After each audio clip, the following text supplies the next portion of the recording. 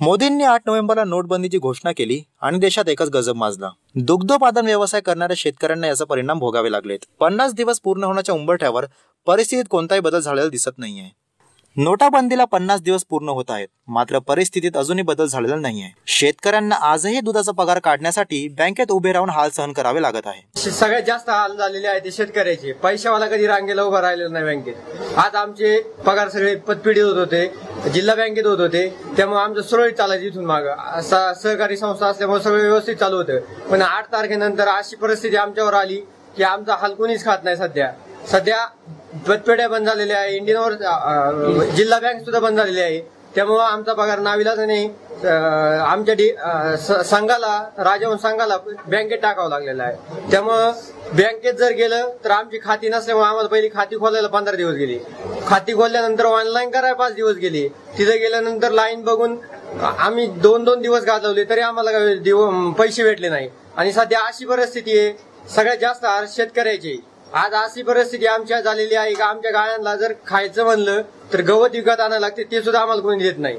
सरकी विकत आणायला लागते, ती सुद्धा देत नाही. आणि दुधाचा जर बाजार बघितला तर हा धंदाच परवडत नाही. मग आता सगळ्यात जास्त या नोटबंदीचा झटका बसलाय तो शेतकऱ्याला बसलाय. इतके दिवस मोदी सरकार म्हणले का 50 दिवस थांबा, 50 दिवस थांबलो. अजूनपर्यंत आमचे 3 पगार सुद्धा निघले नाही.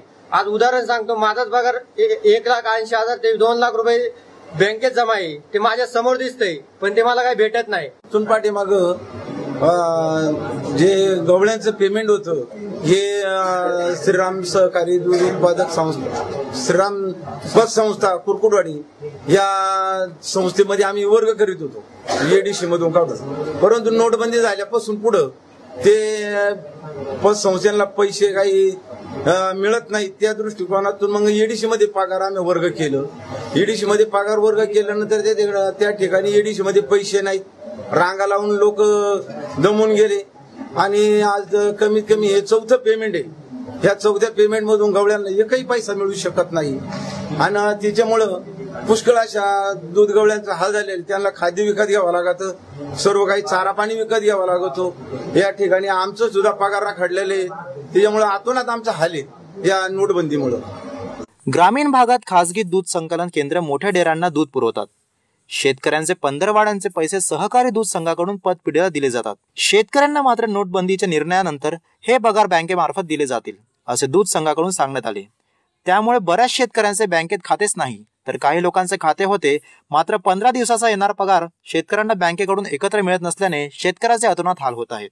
1.5 महिन्याच्या कालावधीमध्ये 45-50 दिवसाच्या कालावधीमध्ये हे दुधाचे पगार आमचे पहिले पतपेढीत जायचे, पण पतपेढीतून नोटबंदी झाल्यामुळे पतपेढीतून पैसे निघून नाही राहिले, त्यांना वरून भेटून राहिले. नंतर युडीसी बँकेत खाते काढले, तिथे रांगा लावून 3-3 दिवस रांगा लावून फक्त 2,000 भेटायचे. मग 2,000 मग आमचे शेतातली मजुरी आहे, खाद्य आहे, घर खर्च आहे, हे सगळं भागून ते पैसे पुरतच नाही. तेव्हा शेतकऱ्याला आहे ना एकदम त्याचा जेवढा पगार आहे ना तेवढा सगळा एकदम द्यावा 15 दिवसाचा, म्हणजे मग त्याचं काहीतरी भागल आणि पुढची कामही होतील, म्हणजे अडून राहणार नाही. शेतकऱ्याच्या अर्थकारणावरती शेती मालावर सगळं जगून राहिलं जग. आणि त्याला जर तुम्ही सगळे पैसे दिले नाही दुधाचे, त्याचे आहे तेच का नाही, पण एक खट्टी द्या ना तुम्ही, रोज लाईन लावू नये. बाकीचं कामाचं सगळं बट्ट्याबळ होतो. मोदी सरकारने निर्णय चांगला घेतला आणि असं घ्यायलाच पाहिजे, पण आता लई त्रास झालाय. पण आता तरी आम्हाला जरा सुख द्यावा असं मोदी सरकारला विनंती आहे. नोटाबंदीमुळं असं झालं की जे आर्थिक व्यवहार आहे ना ते फार अडचणीत आलेले. आमचं व्यवहार पतसंस्थेत होतं, सरकारने त्याला मान्यता होती म्हणून आम्ही नॅशनलाइज गेलो नाही. आम्ही अडाणी माणसं आहेत, तर त्यामुळे काय झालं, बँकेत गेलं तर आम्हाला स्लिप भरायला अडचण आहे म्हणून पतसंस्थेवाले आम्हाला मदत करायची. त्याच्यामुळे आमचं व्यवहार पतसंस्थेत होतं.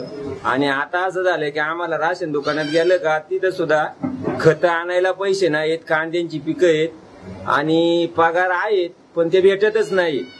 मग आता 3 पगार बँकेत शिल्लक आहे, त्याच्यातला 1 रुपया सुद्धा काढता येत नाही.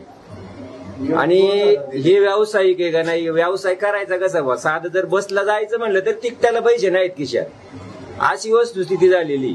तेव्हा लवकरात लवकर आहे का नाही कमीत कमी बँकेत आम्ही नॅशनलाइज बँकेत केल्याच्या नंतर आम्हाला उपजीविकेसाठी, आणि बँकेचं मॅनेजर आहे का नाही नॅशनलाइज बँकेचं, ते कॅमेऱ्यामध्ये सेट होते की साहेब 2,000 घेतले का, ते म्हणते दर दिवस तुम्ही रांगा लावून काय करता, जर 6,000ची गरज आहे तर 3 दिवस तर रांगा लावाच लागते ना मला 2-2 हजाराच्या हिशोबाने.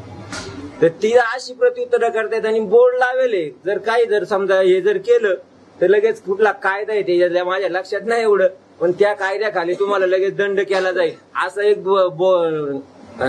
IOC इंडियन ओव्हरसीज बँकेमध्ये असा एक बोर्ड लावले. तेव्हा शेतकऱ्याचं फार आतोनात हाले, तर याची लवकरात लवकर दखल घ्यावा. प्रतिनिधी Nitin Shelke, next generation news,